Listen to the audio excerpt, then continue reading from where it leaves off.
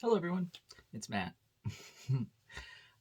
Today I thought I'd do a video of my story with vitiligo. I just want to say that before I get into more details. Oh my gosh, my eye contacts dry.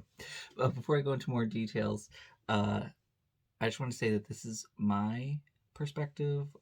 Everyone has a different point of view based on their own experiences with vitiligo, but for those of you who don't know what vitiligo is a disorder where your own body attacks the pigment in your skin. And you can have smaller spots, you can develop into larger spots. Um, it can be anywhere in your body. It can not only affect your skin, it can affect your hair and discoloration, gray, inside of your mouth. Um, and there's just three parts that I want to break this up in my vitiligo discussion, which was my own diagnosis, the treatments, and then where I am today with my vitiligo. So I think that it's very important, and I wrote down notes. So if you see me looking down, sorry.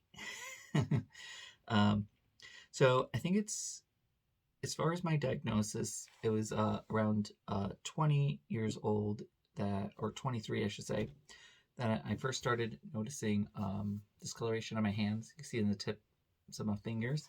Usually, when I go tanning, you can notice more um, the whiter spots on my body because this light doesn't do my justice. But I'm more olive skinned, toned. Um, but I started noticing that, and I went through that for maybe a year or two.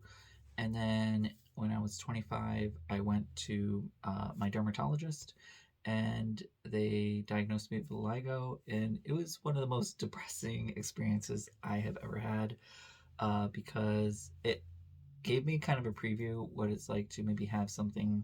I mean, vitiligo is more, let's say, a cosmetic in nature, meaning that it's more visual. It's not going to affect your health in any other negative way besides your mental health.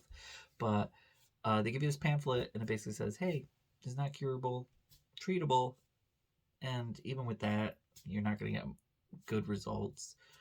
It's very unlikely. And bye, I guess. So I left with a pamphlet and very little information. They give me, I think, topical steroids. And I was really depressed because at that point, I was like, okay, there's nothing I can do with this, and I guess it's with me. And unfortunately, what I discovered for myself, and everyone can share their experience with vitiligo, but I noticed that stress really aggravates my vitiligo, so it made it worse. So that's just something to keep in mind. So I took the steroids, made my skin thin, didn't really yield any results in changing things. Um, Then I took some other ointments that were prescribed through a prescription. Didn't really do anything. I find occasionally, sunlight either makes it more noticeable, or sometimes I'll notice that spots, dissipate. I've tried different creams. I haven't tried UVB treatment, which I'm going to try next. Um, but I've learned to accept it. I have my hard days. I have my bad days. Uh, Fortunately, I'm in a relationship and my boyfriend accepts it. He hates when I call him partner. He says we're not scientists. Um, and I've really, have, like I said, my good days and bad days. It's almost maybe like a mole, I guess is the best way I could describe from my experience. That I look at it and I go, okay, I'm okay with it. And the next day I'll be like, I hate you. I want to get rid of you, and there's nothing I probably can do. Well, the mole you can remove, but the leg goes a little harder. Um, so I basically told you like my diagnosis and the treatments that I have done. Um, I've watched lots of videos, and it's not to say, for example, that if you're watching this, you should just give up if you have vitiligo. I think one of the most therapeutic things that I did was trying and giving myself hope um, that something will work for me. You never know. I know, like, for example, arthritis medication. Uh, saw a few articles that a few people have had success with that, but I don't have arthritis right now. Um, so there's that. uh, so where I am today, I am much better with managing my stress. So I always say, if anyone's experiencing stress, you don't even need to have vitiligo to take this message. But if anyone is having stress, then you want to make sure you try to find ways to cope and manage with it.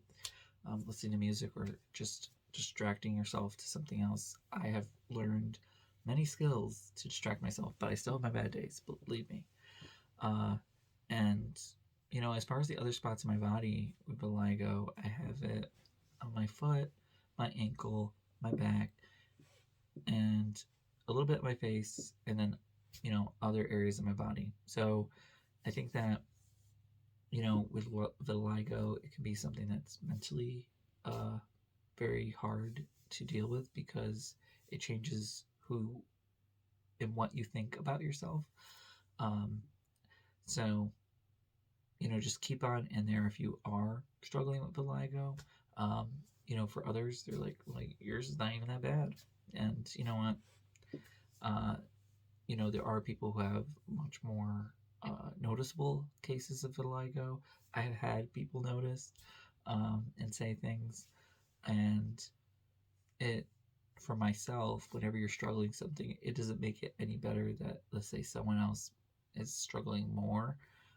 So even if you, let's say, do have it, it's made me look at things so much differently, and beauty and perception of beauty in a different way. And I guess for that, I could say I'm grateful from the experience I learned. If I were to do it over, would I say I want it again? No, I wouldn't. So, but it is what it is. I have to accept it. You can't control everything in life. So, with that said, I just wanted to post this video um, and just give everyone insight on that.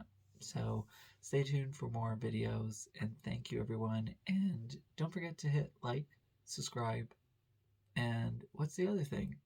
Oh, yeah, comments. You can put comments below.